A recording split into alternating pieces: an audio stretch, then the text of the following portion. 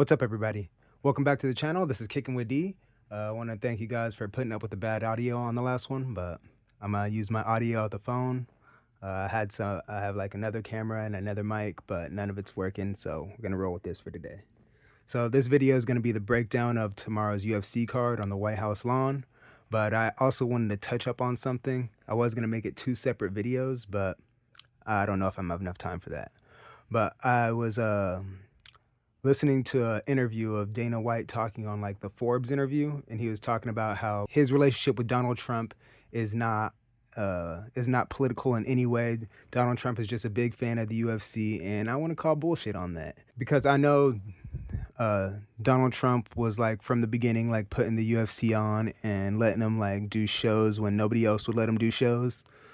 I don't know if because at the time the UFC was a privately owned company, I don't know if he had was a shareholder in that. I feel like that would make sense because Donald Trump is a businessman. It came out recently that back in March of 2026, Donald Trump had bought a whole bunch of shares within TKO, which is the publicly traded company the UFC is under. A few months later, they're now having like a card on the White House lawn. And Donald Trump's been known to like pump up every single company that he's invested in. For instance, like Microsoft, Apple, Nvidia. So I remember a while back, Dana, when they were doing the Paramount deal, Dana said that the only way they do the deal is if they wanted Dana to keep being the CEO.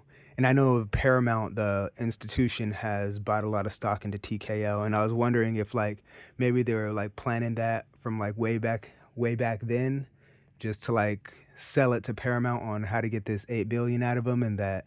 Because they could have like went to like the NBA, NFL, like, you know, like things that would have like bigger viewership, but they went to the UFC, and at the end, since they wanted Dana White to like stay on there, it's probably because maybe Dana has connections to make X, Y, and Z happen. If it was planned way back then, I think you gotta respect that. That's kind of crazy. But also, I know that there's a lot of people that's like saying like this is wrong and yada yada yada. I know Bryce Mitchell.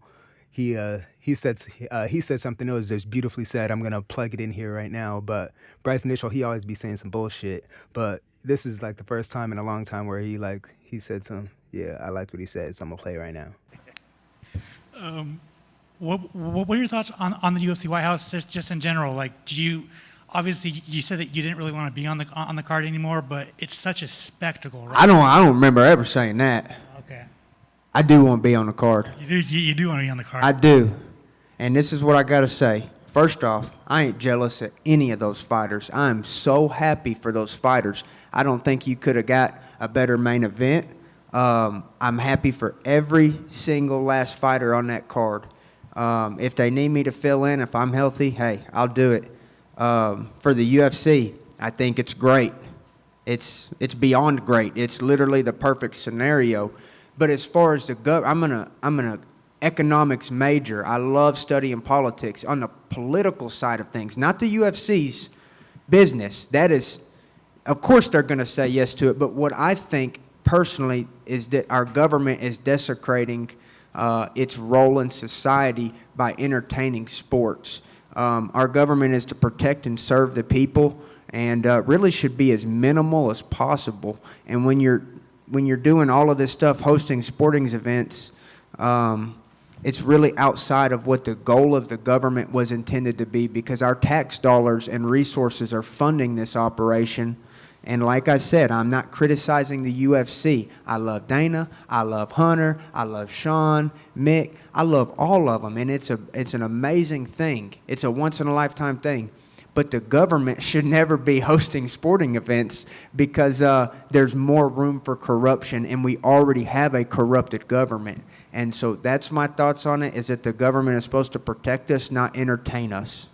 But with that being said, I want to get into this breakdown, and I want to start it off with the fight I'm most excited for, which is Alex Pereira versus Ciryl Gane for the interim heavyweight championship. We got Alex Pereira coming in at 258. Well, he said he wanted to get down a little bit, but he weighed 258 yesterday, and he's going to come down a little bit. And we got Ciryl Gane coming in at 247. I hope Alex wins this fight. I want Dana White to introduce him as the new GOAT of the heavyweight division, or the new GOAT of the UFC in general. So just so he could stick it to John Jones one more time. I feel like he's just being petty with that. I don't think that Pereira is I don't think he's like done enough to get like over 15 title defenses and whatnot, but he is going down as one of the GOATs for sure if he can get this win. The way I think this fight's going to go down is I think that Ciryl Gane's going to be much faster than Alex Pereira. I think he's going to be eating a lot of jabs and he's going to be moving in and out. It's going to be hard for Alex to kind of like find him. I don't think he's going to have the power to knock Alex out though. Alex is going to eventually walk him down. Maybe some leg kicks are going to hit him. It's going to stifle his movement later on down the fight. And he's eventually going to corral him or force Gane into an exchange because he can't move as well anymore. And Alex is going to land one shot and put him out. Because I don't think Gane is going to knock out Alex. I think he'll piece him up unless he just like, he connects with a good one. He could put out Alex for sure. It's heavyweight. But I think he's going to piece up Alex for sure. But I think Alex will eventually catch him because Ciryl Gane's not going to be like perfect for 25 minutes straight. I think Ciryl Gane might try and grapple. I don't think... If he does get Alex to the ground, I don't think it's going to be enough to like keep Alex there. I think Alex will be able to get back up. And I think even Ciryl Gane, like with the John Jones fight and also with Francis Ngannou, the John Jones fight, he just got washed. But with the Francis Ngannou one, Ngannou kind of like controlled him for the last 3 rounds or so. But Ciryl Gane got on top at one point and then he didn't get on top. He went for a heel hook or some shit like that, and then Francis Ngannou got on top. I feel like if Ciryl Gane goes to the ground, he's not going to be able to like close the show on the ground, and I think it's just going to make him a little bit more tired, a little bit more stationary, and I think his best chance to win is to be mobile, active, moving. As soon as he gets stationary, that's going to be Alex Pereira's chance to put him up out of here, and I think Alex will get it done. All right, next we'll start off with the first fight of the card, and that's Diego Lopez versus Steve Garcia. I think Steve Garcia, he could strike a bit for show.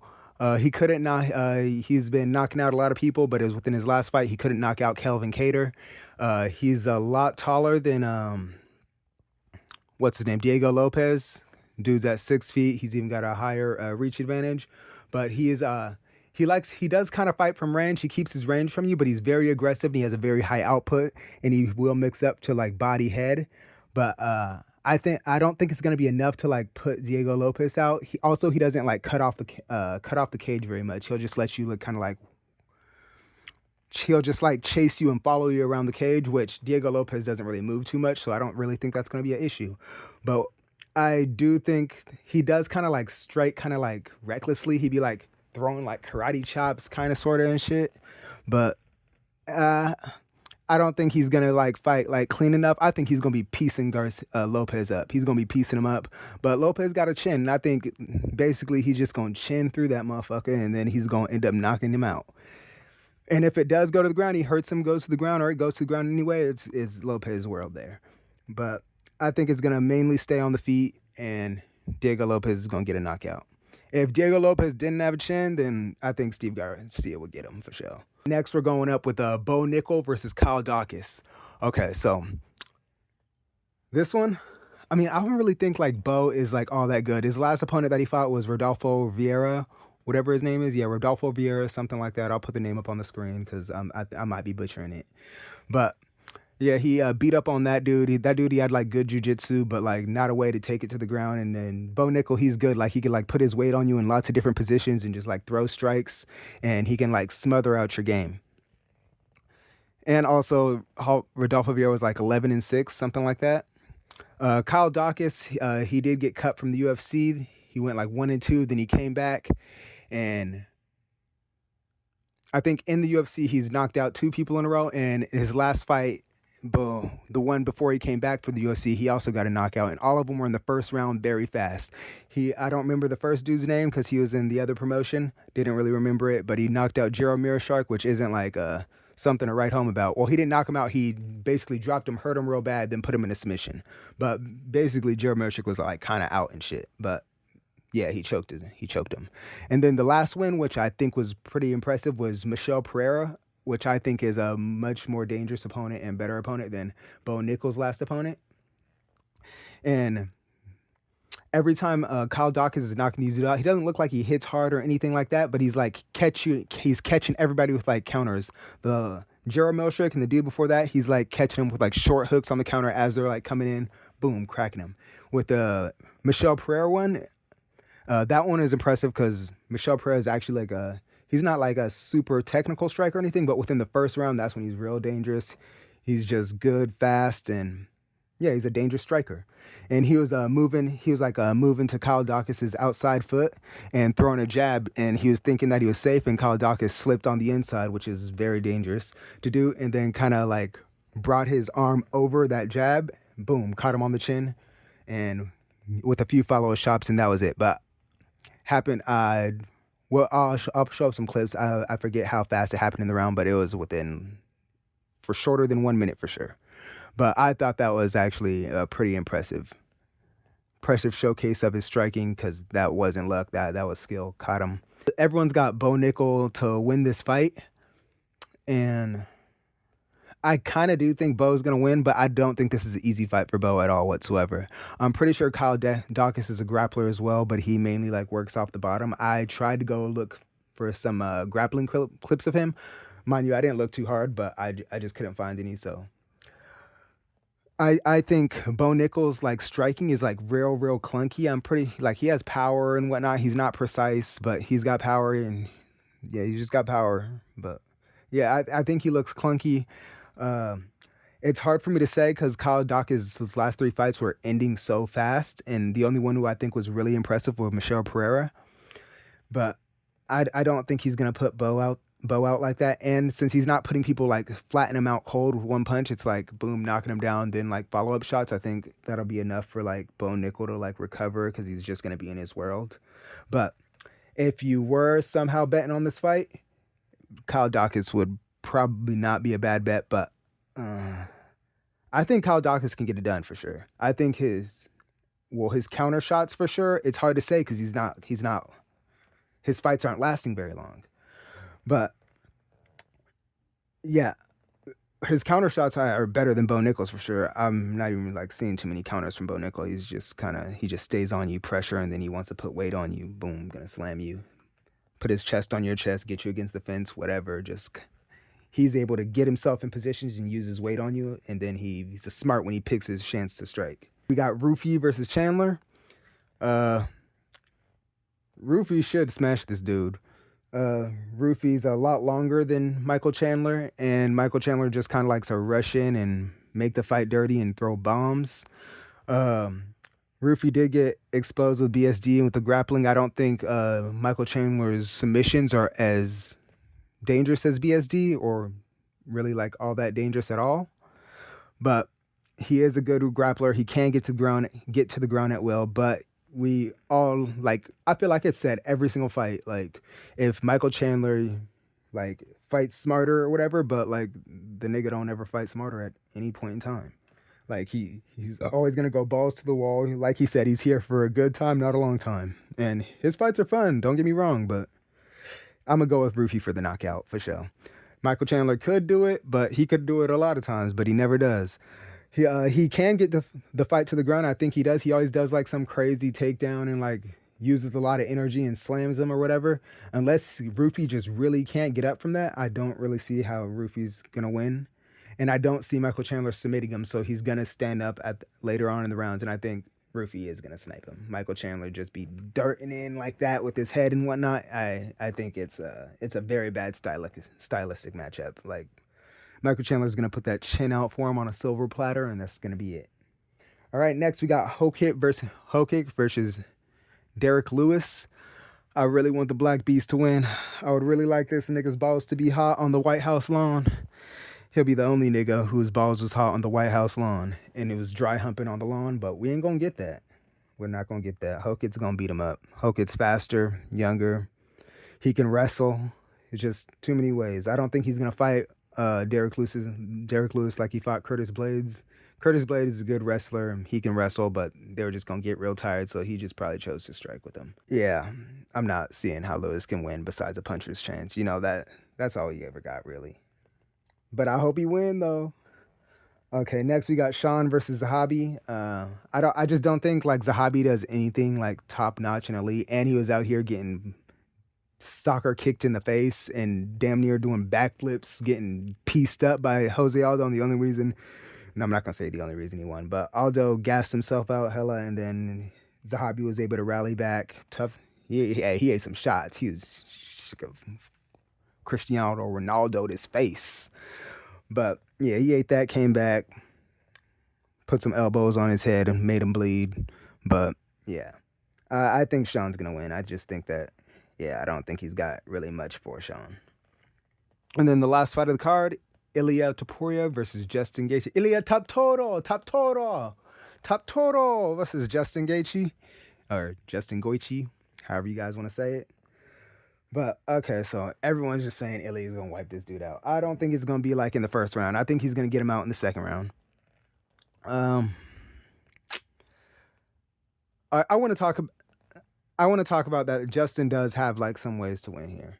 I would like him to get started on the low kicks, but he has to set his low kicks up. He can't just be out here just spamming out, which he likes to do. I want him to use a lot of lateral movements, get Ilia to try and move outside of his frame, which is going to be pretty hard to do. But if you start like, low kicking him, then start adding in some head kicks, which he got dropped by a head kick. But I'm not saying that he's going to get dropped by a head kick again, but just to have it out there, like head kicking just to keep because you have to defend head kicks with both arms. Yeah, keep your arms busy. Keeps his arms busy if both of his arms are defending head kicks, or you can feint a head kick and he has to be wary of it. That his pressure can't be as relentless. Justin Gaethje was showing that he might try and grapple and whatnot. I don't think he should just flat out grapple with Ilia. Ilia is good on the ground. He actually is. I think he would submit Gaethje. But if he could just clinch him up, put him up against the fence, clinch and just weigh on him if he gets Ilia moving backwards. But the only way he's going to get him moving backwards, I think, is if he starts hitting him with leg kicks, moving laterally, then finding his moments to crash in. He does need to actually combat Ilia. He's not going to be able to stay on the back foot and pedal away from him and just move side to side forever. It has to be strategic. But I do think Gaethje, he fires off shots from weird angles, and Ilia is very his boxing defense is very traditional, is very good, but I do think Justin can land shots around some weird angles just because they're weird. I think Ilia is going to be sturdy and sturdy and hunkered down and ready for him, but he can land. I don't think he's going to end him in the first round. If he does, impressive. I think it's going to be somewhere in I think it's going to be the second round and when Ilia puts him down. If Justin is landing low kicks and whatnot and it gets past the third round, it's going to be a dogfight. I still think Ilia is going to probably win, but it's going to be a dogfight for sure. But yeah, we could put a little bit more respect on Justin's aim. I don't think he's going to get... This is Justin Gaethje. I don't think he's going to be out there just getting flatlined. Could happen, but I don't really think it's going to happen. But hey, thank you guys. Appreciate you. Have a good one. Peace.